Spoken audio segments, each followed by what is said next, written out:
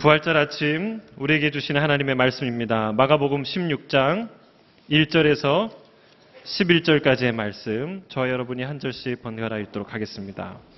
제가 먼저 읽습니다. 안식일이 지난 뒤 막달라 마리아와 야고보의 어머니 마리아와 살로메는 예수의 시신에 바르려고 향품을 사두었습니다. 그 주가 시작되는 첫날 이른 아침 해가 막 돋을 때 여인들은 무덤으로 가고 있었습니다. 그들이 서로 말했습니다. 무덤 입구에 있는 돌덩이를 누가 굴려줄까? 그런데 여인들이 눈을 들어보니 돌덩이가 이미 옮겨져 있었습니다. 여인들이 무덤에 들어가 보니 흰옷 입은 한 청년이 오른쪽에 앉아 있었습니다. 그들은 깜짝 놀랐습니다. 그러자 그가 말했습니다. 놀라지 말라. 십자가에 못 박히신 나사렛 예수를 찾으러 온 것이 아니냐. 예수께서는 살아나셨다. 이제 여기 계시지 않는다. 여기 예수를 눕혔던 자리를 보라. 자, 이제 가서 그분의 제자들과 베드로에게 전하라. 예수께서 너희보다 앞서 갈릴리로 가실 것이며 그분의 말씀대로 거기서 너희가 예수를 보게 될 것이다.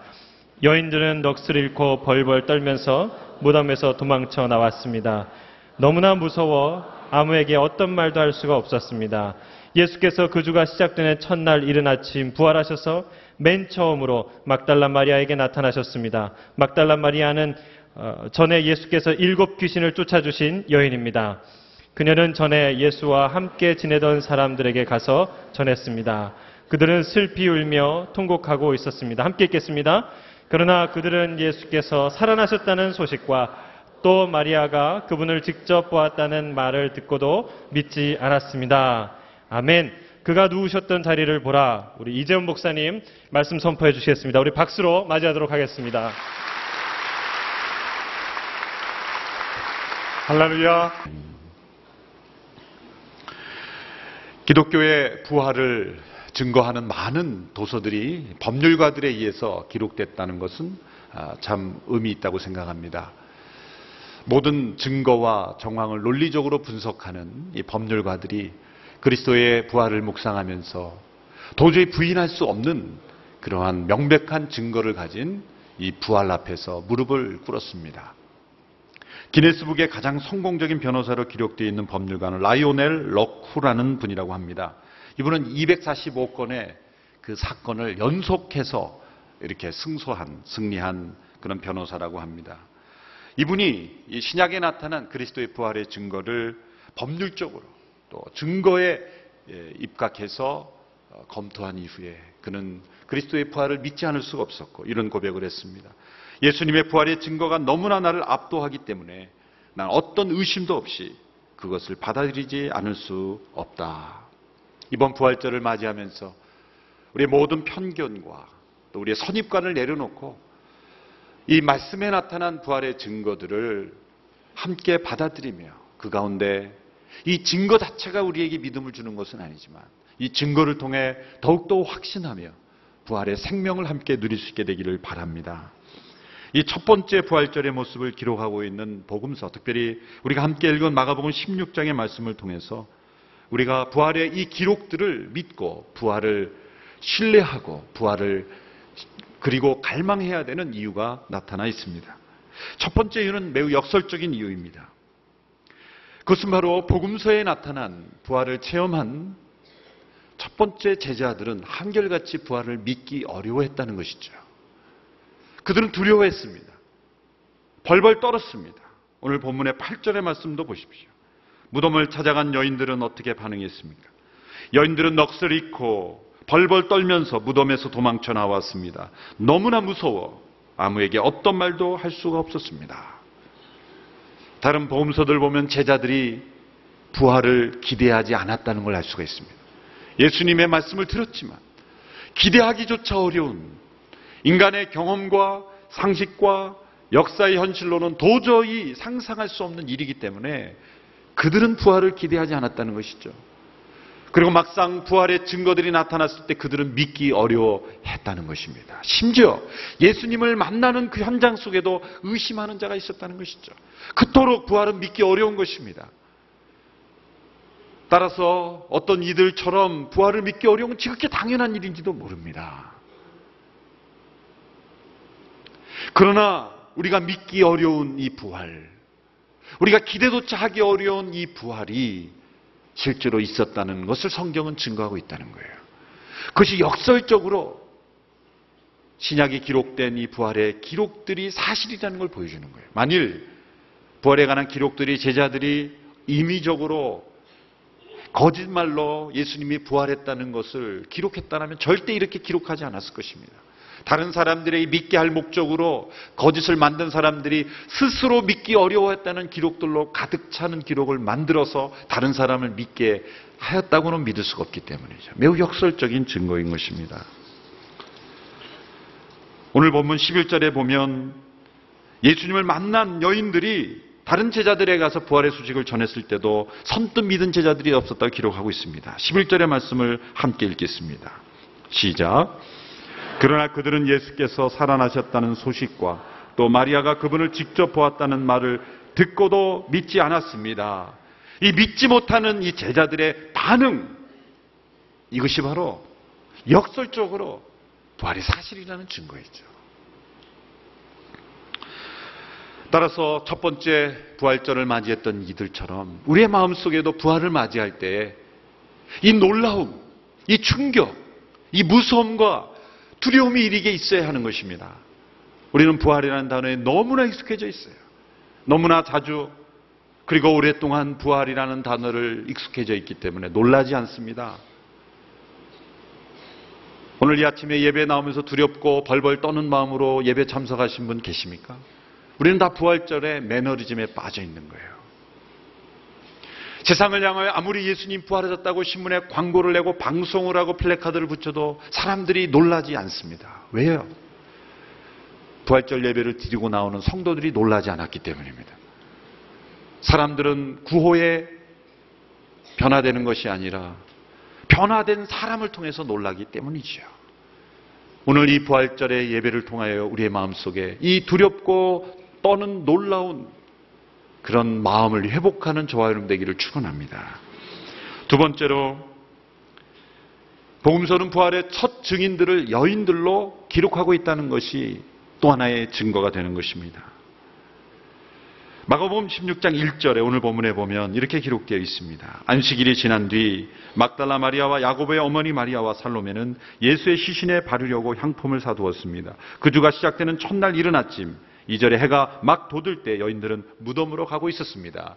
예수님의 십자가 가장 가까이 있었던 여인들이 안식 후 첫날 예수님의 무덤을 향하여 갔던 이유는 무엇입니까? 예수님의 시신에 향품을 바르기 위해서였습니다. 예수님은 금요일 오후 늦게 돌아가셨습니다. 그러므로 무덤에 안치되기 위한 시신을 수습할 수 있는 그런 시간이 없었던 것입니다. 아니 십자가에 처형된 죄수는 그 시신이 무덤에 안치되는 경우가 없었습니다. 모든 시신은 다 버려졌어요. 새에 의해서 쪼아임을 당했거나 들짐승에게 먹이는 쓰레기처럼 버려졌지 무덤에 안치되는 십자가의 죄수는 없었습니다. 오직 예수님만 구약에 나타난 예언대로 부자의 묘실에 안치되었다라는 예언을 이루기 위해 예수님이 아리마대 요셉에게 부탁하지 않았음에도 불구하고 아리마대 요셉이 예수님께 대한 죄송한 마음으로 사랑의 마음으로 자신의 무덤으로 준비하였던 돌 무덤에 예수님을 안치시켰던 겁니다. 그러므로 예수님의 시신은 피범벅이 된 찢겨진 상태로 그대로 무덤에 안치되었기에 그것을 보았던 마지막 무덤까지 따라갔던 여인들이 안식 후 첫날 새벽 예수님의 시신을 수습하러 찾아왔던 것입니다. 그러므로 그들이 부활의 첫 증인이 되었고 빈무덤을 보고 부활하신 예수님을 만나게 되었던 것이죠. 바로 이 여인들이 부활의 첫 증인이라고 기록하고 있는 이 신약의 문서가 역설적으로 부활이 정말이라는 것을 우리에게 증거하고 있어요. 왜냐하면 어느 한 시대의 세계관, 문화, 의식은 그 시대 사람들은 도저히 벗어날 수 없습니다. 물이 수면보다 더 높을 수가 없듯이 한 시대, 적어도 한 200~300년 가량의 그 시대 사람들의 사고방식을 사로잡고 있는 것은 좀처럼 변화되기 어렵습니다. 태양이 돈다라고 믿었던 천동설이 지배하던 시대에서 지구가 도는 것으로 분명한 발견이 있기 전까지는 모두가 다 지구는 편편하다고 믿었고 태양이 돌고 있다고 믿었던 것처럼 그 시대에 기록된 모든 기록들은 다 태양이 도는 거지 지구가 도는 게 아니에요. 그걸 뛰어넘는다는 건 어렵습니다. 여인의 증거를 법정에서 채택하지 않았던 시대, 여인은 인구조사도 포함시키지 않았던 그런 시대, 여인을 너무나 비천하게 여겼던, 여인의 말을 신뢰하지 않았던 그런 시대에 물들어 있는 모든 사람들에게서 나온 어떤 기록, 자료들은 한결같이 동일한 메시지를 가지고 있는 거예요. 그러한 시대에 만일 부활을 기록하고 있는 이 성경이 제자들에 의해서 조작된 문서라면 결코 여인들로부터 첫 증인을 시작하지 않았을 것입니다. 실제로 일어난 사건이 아니고는, 있는 그대로 기록한 기록이 아니고는 결코 여인들로 하여금 부활의 첫 증인이라는 걸 시작하지 않았을 거예요. 니고데모나 남자들로 시작했을 것이라는 거예요. 그것 또한 부활의 증인이 되는 것이죠. 세 번째는 명백한 증거. 예수님이 누우셨던 그 자리가 비어 있었다는 것입니다. 오늘 보면 3절, 4절의 말씀을 같이 함께 읽겠습니다. 3절, 4절 시작.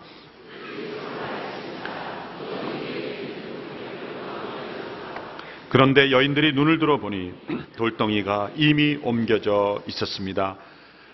그 여인들이 무덤을 향하여 가기로 결정하고 나섰을 때는 미처 생각하지 못했을 것입니다. 너무나 간절한 마음 때문에. 그러나 막상 가던 중에 생각해 보니 큰 문제가 앞에 있었습니다.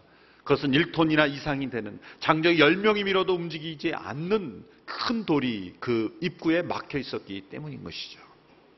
그래서 그들은 고민했던 것입니다.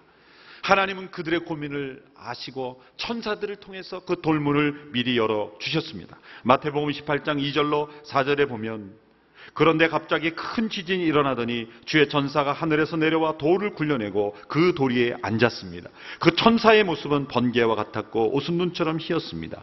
경비병들은 그 천사를 보고 두려워 떨면서 마치 죽은 사람들처럼 됐습니다.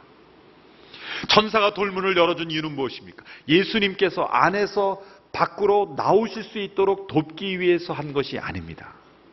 밖에서 제자들이 그 무덤 안을 볼 수 있도록 도와주기 위해서 문을 열어주신 것입니다. 예수님이 부활을 돕기 위해서 문을 연 것이 아니라 부활을 확신시켜 주려고 돌문을 열어주신 것입니다. 예수님은 도움이 필요 없는 분이셨습니다. 영상에도 잠깐 비쳤듯이 예수님의 시체는 이 세마포로 묶여있는 상태에서 그대로 시체가 빠져나오고, 그것을 풀어서 헤쳐고 나오신 것이 아니라 그대로 그 세마포가 가라앉게 되는 거죠. 영상에서 잠깐 보았죠. 놀라운 기적의 사건이죠. 그러한 주님께서 누우셨던 자리를 볼 수 있도록 하기 위해서 무덤문을 열어 놓으신 것입니다. 만일 천사를 보내 열어주지 않았더라면 예수님이 부활하셨다는 것을 제자들이 확인할 수 없었을 것입니다. 그분이 누우셨던 자리를 볼 수 없었을 것입니다. 부활절에 놀라운 아이러니가 여기 나오죠. 경비병들이 있었다는 거죠. 일반 무덤에는 경비병이 필요 없습니다. 왜 로마 군병들이 한 유대인의 죄수의 무덤을 지킵니까? 더군다나 돌문으로 임봉을 합니까? 유대 지도자들이, 마태복음 유대 지도자들이 빌라도에게 간청을 해서 제발 군병들을 배치해달라고 요청해서 이루어진 일이죠. 그것은 무엇을 보여줍니까? 유대 지도자들은 예수님의 부활을 예상했다는 거예요. 아이러니입니다. 예수님의 제자들은 부활을 기대하지도 못했어요. 그런데 유대 지도자들은 겉으로는 예수님의 시신을 제자들이 훔쳐갈까 봐 지켜야 된다고 말했지만 사실 그들의 마음속에는 예수님의 그 능력을 알았기에, 지금까지 말씀하신 모든 것이 그대로 이루어졌다는 걸 그들은 알고 있었기에 무슨 일이 생길지 모르니까 배치를 시켜놓고 돌문까지 임봉해 놓은 거예요. 부활의 아이러니를 여기 보여주고 있는 것이죠. 마태복음에 의하면 유대 지도자들은 돈으로 군병들을 매수했죠. 지진이 일어나고 돌문이 열린 그 사건 이후에 그들을 매수해서 제자들이 훔쳐갔다고 해라. 만일 그것이 사실이라면 해결해야 될 문제들이 너무 많습니다. 제가 오늘 이것을 다 설명하면 오늘 설교 시간이 다 가기 때문에 몇 가지만 간략하게 설명해 드리면, 만일 마태복음에 나타난 유대 지도자들이 그 예수님의 시체를 훔쳐갔다라고 말하려면 몇 가지 해결의 문제가 있어요. 첫째는 군병들이 다 잠들었어야 되는데 돌문이 움직이는데도 깊이 잠들 사람이 누가 있을까요? 더군다나 한 사람이 아니라 모두가 다. 그게 가능할까요? 둘째로 만일 제자들이 훔쳐갔다면 그들은 시체 도난 혐의로 바로 구속했어야죠. 무죄한 예수님도 구속해서 그렇게 사형으로 내릴 수 있는 권력자들이 제자들을 왜 구속을 못 시킵니까? 또 세 번째로 제자들의 심리 상태를 보십시오. 제자들이 훔쳐갔더라면 제자들이 십자가에서 못 박히신 예수님을 보고 다 도망갔던 그 제자들이 하루 만에 정신을 차리고 정신이 돌아와서 안식일에 모두가 다 모여서 의기투합해서 우리가 이렇게 해서는 안 된다. 이렇게 무너져서는 안 된다. 예수님께서 부활하신다고 말씀하시니 예수님의 시체라도 훔쳐서 예수님이 부활하신 것처럼 우리가 만들어야 되지 않겠느냐. 그렇게 제자들이 다시 마음을 합쳐서 도적질을 했다라고 말할 수가 있겠습니까? 또한 넷째로 만일 제자들이 예수님의 시체를 훔쳤다면 그 무덤 안에 해놓은 일을 보면 바보들입니다. 왜냐하면 세마포가 남아있었다 그랬죠. 아니 시신을 훔쳐가면 그 짧은 순간에 세마포 채로 그 시신을 들고 가는 것이 간편하지, 세마포를 벗겨서 시신을 빼가고 다시 세마포를 원래 상태로 그렇게 해놓는 어리석은 바보들이 어디 있겠습니까? 또 다섯째로 제자들이 만일 시체를 훔쳤다면 그중 한 사람은 틀림없이 자백하는 사람들이 있었을 것입니다. 닉슨 대통령 시절에 워터게이트 사건에 연루됐던 찰스 콜슨, 첫 콜슨이 이런 고백을 자서전에서 했죠. 세계에서 가장 막강했던 부서에서 10명의 최고 엘리트들이 모여서 거짓으로 음모를 꾸민 것을 가지고 절대 우리가 이것을 고백하지 말자고 다짐했지만 수사가 시작되자 2주가 되지 않아서 자백하는 사람이 생겨나기 시작했다. 왜? 거짓을 담보로 자신의 인생을 내걸 사람은 없다는 거예요. 이 모든 증거들을 통해서 보면 제자들이 훔쳐갔다는 그들의 주장은 실로 거짓이요 어리석은 주장일 뿐이죠.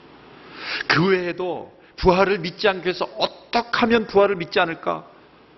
라고 주장하는 사람들이요 역사상 얼마나 많은지 몰라요. 그걸 가지고 신학 박사학위를 받는 사람들도 있어요. 그걸 박사학위를 주는 학교나 받는 사람이나 그 학위 논문을 가지고 교수가 되는 사람이나 참으로 이해하기 어려워요. 그 주장들을 보면 다 이게 신학 교수라는 그 이름을 가진 사람들이 쓴 내용인데 기절했다는 거죠. 실제로 죽지 않았다는 겁니다. 이건 로마 군병들을 무시하는 거죠. 하루에도 수천 명씩 십자가 처형을 하는 군병들의 그 기술을 무시하는 거죠. 실제로 죽은 것을 확인하는 그 과정을 다 무시하는 거예요. 그 죽기 직전까지 갔다가 사늘한 그런 무덤에서 원기를 회복해서 다시 일어났다. 또 한 사람은 하버드 대학의 한 교수입니다. 여인들이 이른 새벽이기 때문에 무덤을 잘못 찾아갔다는 거예요. 며칠 전에 봤던 무덤에 다른 무덤에 갔다는 거예요. 이분은 두 가지, 부활을 부인하는 죄뿐만 아니라 더 심각한 죄를 범한 것. 그것은 여인들을 바보 취급하면 어떻게 되는지를 모르는 거예요. 어떤 사람은 환각을 보았다. 환각은 한 사람은 보아도 500명이 동시에 보는 환각은 없습니다. 또 어떤 사람은 로마 군인들이 그 사람들이 왜 그걸 훔쳐가서 문제를 일으킵니까? 도무지 말도 안 되는 그러한 이유를 들어서 어떤 사람은 또 그런 얘기도 예수님이 쌍둥이였다. 최근에 나온 학생들이에요. 쌍둥이였기 때문에 실제로 예수님이 죽은 것은 한 분이 죽었긴 죽었는데 그 쌍둥이 동생이 우리 형이 부활할 것이라 그렇게 주장을 했는데 내가 그 행세를 해야 되겠다. 그것도 신학 교수라는 이름이 낸 논문이에요. 참으로 어리석이 짝이 없죠. 믿으면 될 것을 안 믿으려고 발버둥치는 그런 인생들을 볼 때 주님이 얼마나 마음이 아프실까 생각합니다. 모든 가능성들을 아무리 가지고 들이대도 이 부활은 고대 문서의 진정성으로 보나 그리고 부활의 증거들로 보나 정황상으로 보나 경험적으로 보나 심리학적으로 보나 의학적으로 보나 주님은 다시 살아나신 것입니다. 그분이 누우셨던 자리를 볼 때 우리는 믿어야 하는 것입니다. 이거는 감성적인 선택이 아니라 논리적인 결과이며 받아들여야 되는 명백한 증거인 것입니다. 오늘 본문 5절에서 7절의 말씀을 함께 읽습니다. 시작. 여인들이 무덤에 들어가 보니 흰옷 입은 한 청년이 오른쪽에 앉아 있었습니다. 그들은 깜짝 놀랐습니다. 그러자 그가 말했습니다. 놀라지 말라. 십자가에 못 박히신 나사렛 예수를 찾아온 것이 아니냐. 예수께서는 살아나셨다. 이제 여기 계시지 않는다. 여기 예수를 눕혔던 자리를 보라. 자, 이제 가서 그분의 제자들과 베드로에게 전하라. 예수께서 너희보다 앞서 갈릴리로 가실 것이며 그분의 말씀대로 거기서 너희가 예수를 보게 될 것이다. 천사는 이렇게 말합니다. 그분이 누우셨던 자리를 보라. 그분이 누우셨던 자리를 볼 때 우리는 부활을 어떻게 깨닫게 됩니까? 첫째로 예수님이 누우셨던 자리를 볼 때 예수님께 십자가에 못 박히신 바로 그 예수님의 몸이 부활했다는 걸 우리에게 보여주는 것입니다. 6절에 보면 놀라지 말라. 십자가에 못 박히신 나사렛 예수를 찾으러 온 것이 아니냐. 십자가에 못 박히신 바로 그 예수님의 몸이 부활한 것입니다. 부활은 단지 예수님이 죽음 이후에 천국에 가셨다는 것이 아닙니다. 예수님의 그 몸이 부활을 통과하여 전혀 새로운 몸으로 변화하셨다는 것입니다. 사도 바울은 이것을 씨앗과 식물의 비유로 설명했습니다. 고린도서 15장 42절 43절의 말씀을 같이 읽겠습니다. 시작. 사람의 부활도 이와 같습니다. 썩을 몸도 묻히지만 썩지 않을 것으로 살아납니다. 비천한 가운데 묻히지만 영광 가운데 살아납니다. 약한 사람으로 묻히지만 강한 사람으로 살아납니다. 여기에 묻히고 다시 살아나는 것이 반복되고 있습니다. 마치 씨앗이 땅에 떨어지면 썩어져 없어지지만 한 식물에, 한 나무의 뿌리를 파보면 어디 씨앗이 있습니까? 사라지고 없습니다. 마치 씨앗이 그대로 있다면 식물은 존재할 수가 없는 거예요. 그 씨앗이 썩어져야 거기로부터 새로운 식물이 태어나는 것. 그 씨앗과 식물은 전혀 다른 것입니다. 그러나 그 씨앗을 통해서 식물이 난 거예요. 우리의 현재의 몸과 부활의 몸을 그렇게 연결하는 것입니다. 우리의 몸이 썩어져 혹은 화장되어 어떠한 형태로 죽든지 간에 그 몸이 부활하는 것입니다. 예수님의 십자가에 박힌 그 몸이 부활하듯이 바로 우리 현재의 몸을 강조하는 거예요. 따라서 부활은 미래의 일만 강조하는 것이 아니라 부활의 소망은 현재 하나님께서 주신 나의 몸을 사랑하고 그리고 나를 사랑하는 현재에 충실하라는 하나님의 메시지인 것입니다. 현재의 몸과 부활의 몸은 분명히 차이가 있어요. 엠마오로 가는 두 제자들도 예수님을 처음에 못 알아봤잖아요. 그러나 나중에는 알아봤어요. 그만큼 차이가 있을 것이지만 그러나 못 알아보지는 않을 것입니다. 그러므로 현재의 저와 여러분의 몸에 실망하지 않게 되기를 축원합니다. 현재 여러분의 저의 몸은 다 정상이 아닙니다. 안심하십시오. 부활의 몸이 영광스러운 몸이 기다리고 있을 것입니다. 그때가 되면 우리가 서로 알아보기가 힘들지 모릅니다. 그러나 몇 마디 나눠보면 알아보게 될 것입니다. 그게 재미입니다. 그 알아보는 재미가 아마 영원히 있을 거예요. 둘째로 예수님이 누우셨던 곳을 볼 때 예수님께서 자신이 주장하시던 그 말씀대로 이루어졌다는 걸 말씀하고 있습니다. 7절에 보면 그분의 말씀대로 거기서 너희가 예수를 보게 될 것이다. 마태복음 18장 6절에도 예수께서 여기 계시지 않고 말씀하신 대로 살아나셨다. 예수님의 모든 삶은 말씀대로 이루어졌습니다. 어떤 종교의 지도자가 자신의 죽음 이후를 예언한 지도자가 있습니까? 어떤 인류의 스승이, 어떤 위대한 정치가가 자신의 죽음 이후에 일어날 일을 예언했습니까? 살아있을 때에 예언한 종교 지도자들은 몇 개 있습니다. 그런데 가만히 보면 그건 자기가 하면 되는 거예요. 그건 예언이라고 말할 수가 없는 거예요.